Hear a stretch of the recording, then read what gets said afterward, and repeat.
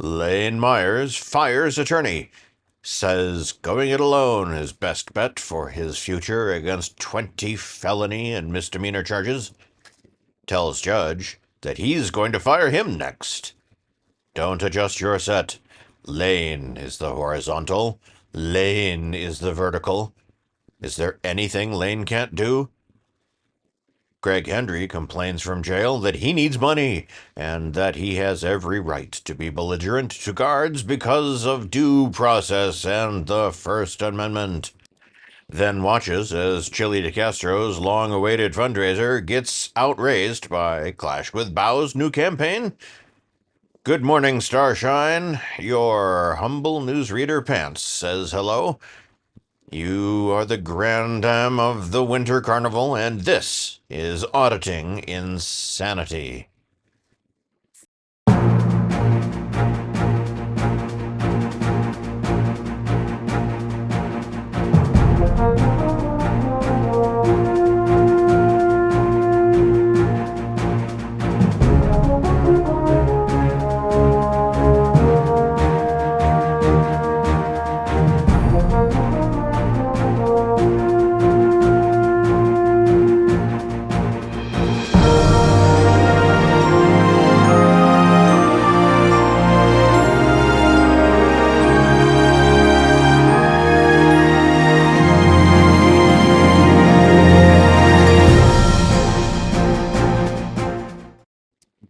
Myers seeks to represent self at Monday hearing.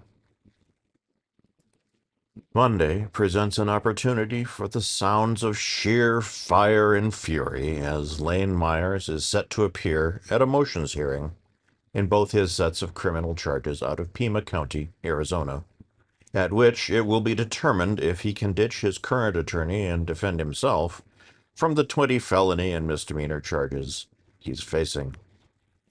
Judge D. Douglas Metcalf issued a ruling on Friday setting the 3:30 local time hearing after William Parvin filed motions withdrawing as both Myers' advisory attorney and his attorney of record, along with any motions that Parvin has filed on behalf of Myers. Myers and Parvin were tied together due to unique circumstances. Myers stands accused of harassing the wife of the prosecutor in a Tucson City court case. He claims that after he contacted the prosecutor's wife, his own domestic partner, whom Myers refers to as his wife, who worked at the same university as his victim, was abruptly fired from her job. The YouTuber has vowed revenge for this alleged action and directed his fans to contact his victim on his behalf. Myers has defended this, as he claims the victim is a public employee and, due to the oath to the Constitution that all Arizona and public employees take, she is subject to inquiries from the public without consequence. Parvin was initially appointed Myers' public defender when he was charged with the first set of criminal charges early this year. Myers sought, and was granted, the ability to represent himself against those charges, with Parvin staying on to help Myers navigate the court system. When the second set of charges were filed against Myers, Parvin was again brought on as a public defender. He represented Myers through various bond and motion hearings in relation to that specific set of charges, with Myers making it clear that he intended to represent himself at the eventual trial, when the two sets of charges would be merged. Most recently, Myers backed away from the plan as Parvin had filed motions to appeal Metcalf's refusal to declare an Arizona law governing aggravated assault unconstitutional. Parvin was attempting to gain Myers' freedom during the appeal, as Myers claimed that he was unable to participate in his own defense from his jail cell. But Myers apparently soured on Parvin's ability to help his case after last Monday's procedural drubbing, where the pair won none of the motions they presented to the court. The two openly bickered during recent hearings, and Myers asked Judge Metcalf if he could fire Parvin in the middle of at least one hearing when Parvin refused to follow Myers' instructions. Observers have called Parvin's work the only bright spot in Myers' defense, as Myers is inexperienced in court proceedings and has minimal paralegal training. He often misinterprets simple facts of law and is known to completely ignore decorum, talking over opposing counsel, judges, and his own legal counsel freely, without regard to the rules of the court. Judge Metcalf originally asked Parvin to stay on to help Myers because of these tendencies, and Parvin has been an asset in helping Myers' defense move forward smoothly. Parvin has filed motions that were appropriate to his defense and stepped in to calm Myers at times, stopping what could only be described as the mass chaos Myers has demonstrated when he has represented himself in lower court hearings. Monday's hearing is not a slam dunk for Myers, as Judge Metcalf has reminded Myers that to be found competent to be a pro se defendant, he must obey the rules of the court and show some sense of decorum. He has warned Myers in the past that if he refused to follow the court's rules, counsel could be reappointed to his defense, and Myers may even lose the ability to be within the courtroom to participate in the trial. As for what the future holds for the charges themselves, it's clear that Myers has been pushing for a speedy trial while promising to bury the prosecution under a mound of new motions. He has disputed informal rules of the court, as he did with a witness last week, and is apparently looking for as many ways to hinder his prosecution from moving forward. While Parvin refused to take part in a settlement conference and ignored calls for a plea deal, Myers may be more amenable to both, if it's clear that he won't be facing significant jail time or punishment for the crimes he's been accused of. In any case, as all eyes turn to the courtroom of Judge Metcalf, Monday's hearing should be a spectacle to behold. Really Cool News will be providing a live simulcast of the hearing on our YouTube channel at 6:30 p.m. Eastern tonight, followed by a panel discussion at 8 p.m. Eastern.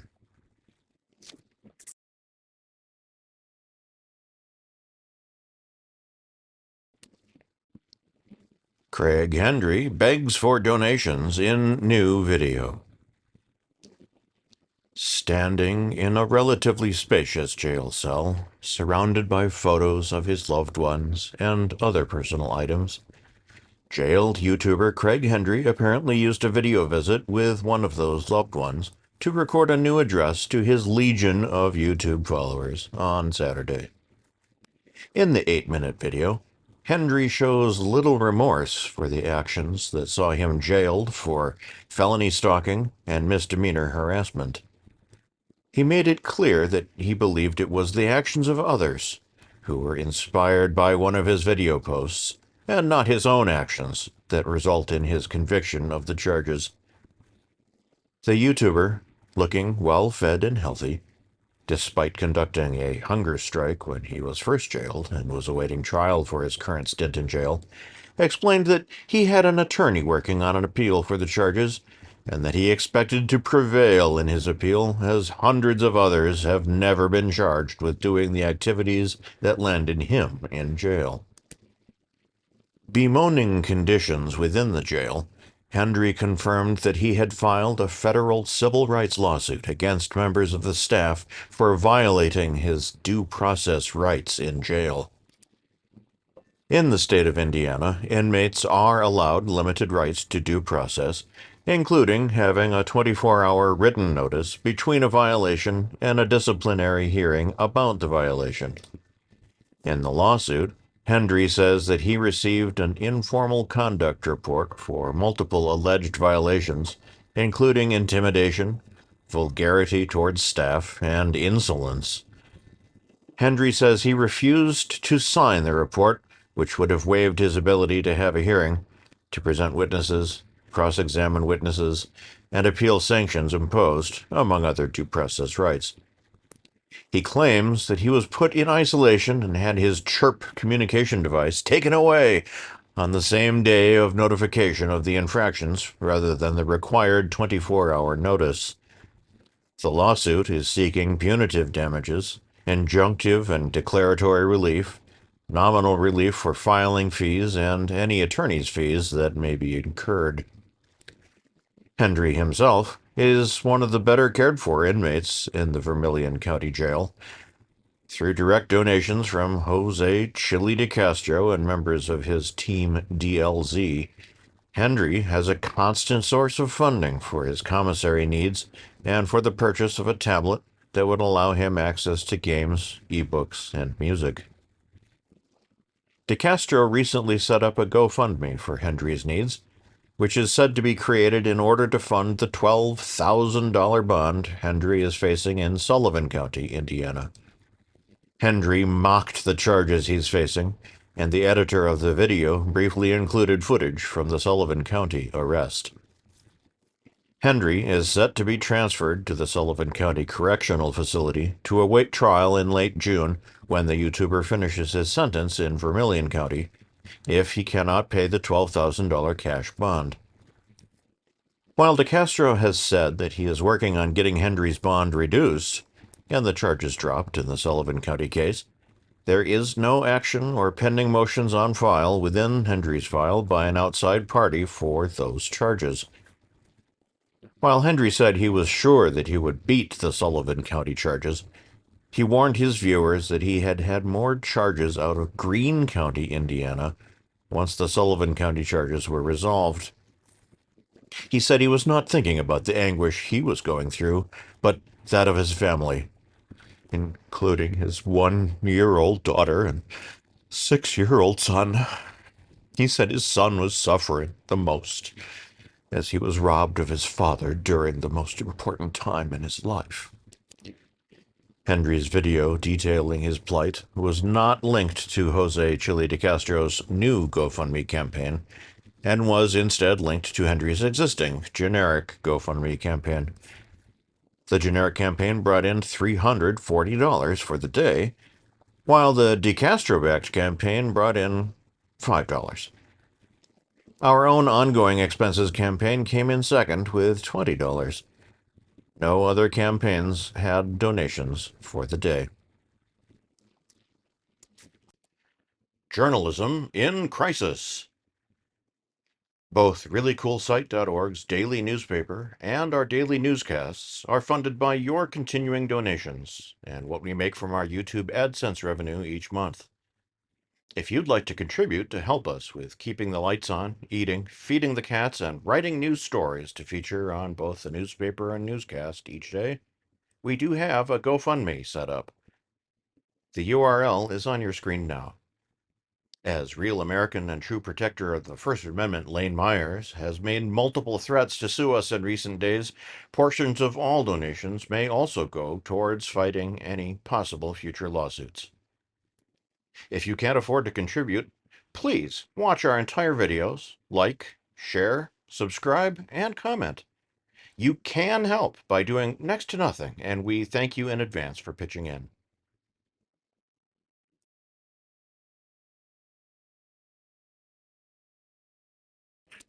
Lane Myers' Monday hearing goes off rails again. Monday saw another off-the-rails Lane Myers experience play out in audio form on the Pima County, Arizona website, as star of the show, Lane Myers successfully fired his attorney/advisory attorney, William Parvin, while indicating that he had every intention of firing Judge D. Douglas Metcalf as well. Before the hearing started, our court reporter, the lovely Judy, had time to have a short talk with Attorney Parvin. She described him as a nice man who really believed in his causes, including having the law governing aggravated harassment overturned.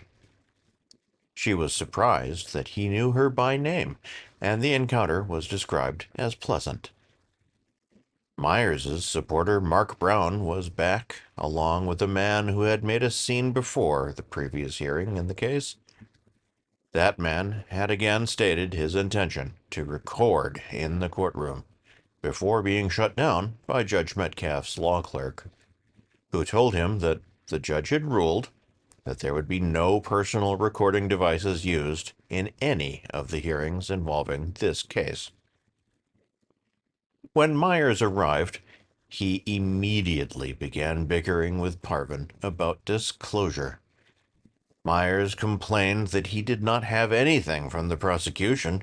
He would later take this complaint directly to Judge Metcalf. The hearing started, and Judge Metcalf immediately began the Ferretta hearing to determine if Myers could indeed have Parvin removed as his attorney. Myers became outraged when Parvin said that at one point he was considering objecting based on Myers' inability to control himself in court, but was satisfied that Myers had the ability to keep things together enough to move forward. Parvin also disclosed that he had been assigned another case that brought him into conflict, as he was defending someone who was accused of harassing Myers' romantic partner. Myers made his views on Parvin known, saying they had irreconcilable differences, and eventually demanded that Parvin be removed from the courtroom, as his very presence was causing him outrage.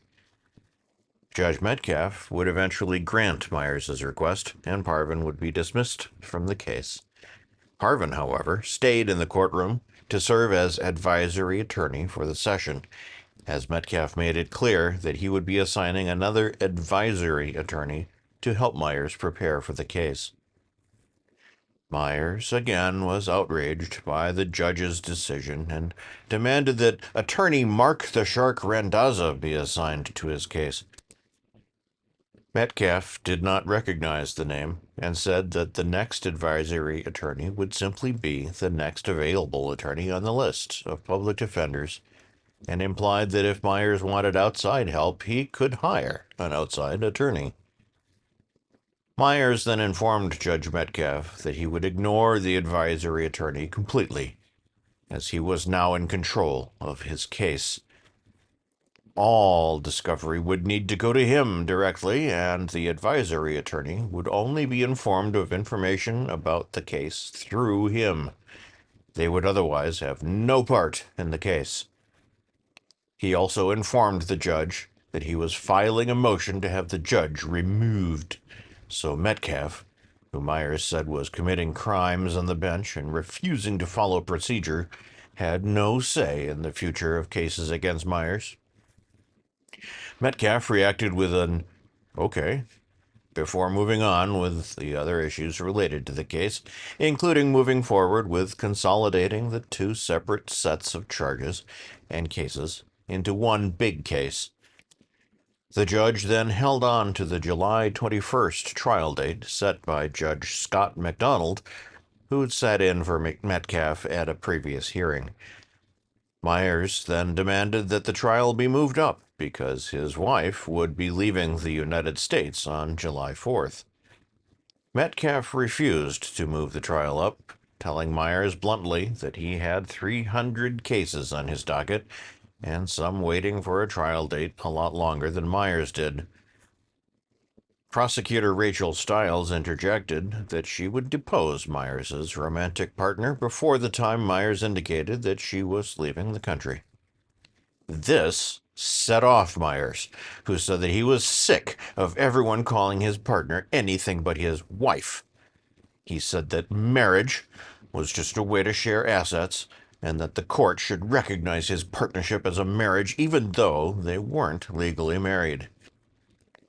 Both Stiles and Metcalf had to remind Myers that, legally, they could not refer to his partner as his wife because the term wife brought legal rights in court proceedings that would not be afforded to his partner as they weren't legally married. Myers was again outraged, yelling that if his partner wouldn't be called his wife, then he would call the victim in this case the alleged victim. Metcalf admonished Myers for this, stating that he would not allow Myers to use that term. Myers began to state things like, "This isn't a threat, but..." to Judge Metcalf in reminding the judge that he would be filing the motion to have him replaced, and anything he could do would likely be overturned by the new judge. Metcalf again proceeded as normal and said that if he was removed from the case by the Chief Justice, Myers could see significant setbacks in his timeline, as he would have to start over. Addressing Myers' complaints about discovery, Metcalf ordered Prosecutor Stiles to include addresses for the handful of witnesses in the case, other than the victim, and provide those to Myers. Myers argued that he needed to be provided with the address of the victim's husband, Matt Walker, which was denied by Metcalf.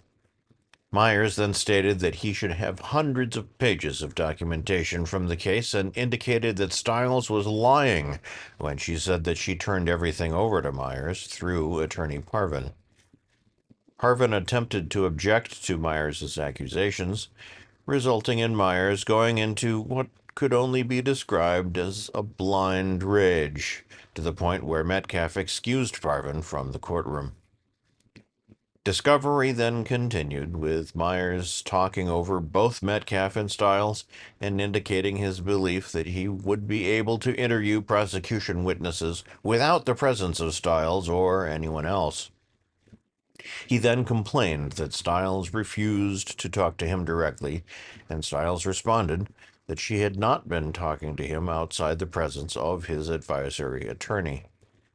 Metcalf told Stiles from now on she needed to talk directly to Myers, but seemed unfazed when Stiles indicated that she would set up a series of Microsoft Teams meetings between herself, Myers, and his new advisory attorney once appointed. A great deal of time was spent correcting Myers on the differences in policies between Arizona Superior Court rules and those of the local courts he had previously dealt with. Metcalf made it clear that Myers' advisory attorney would be there to help navigate the differences, should Myers decide to listen to the attorney. Myers brought up settlement hearings, and that Stiles had ignored his previous offer of a settlement without detailing that settlement to Judge Metcalf. That was his previous "release me from jail now and you can sue me to take down the videos at the heart of the matter" offer. Stiles again offered to set up a settlement conference, should one be needed. The next hearing in the case has been set for May 21st, to set a trial date for the combined cases. Myers' plight did nothing to spark Myers' fundraising efforts, as his Give, Send, Go campaign has gone 6 days without a new donation. Newcomer Clash with Mao took the day, with a $65 donation to his GoFundMe campaign, followed by $20 taken in by Craig Hendry's generic "To Support Craig's Work" campaign, and $5 to Hendry's Chille DeCastro created Freedom campaign.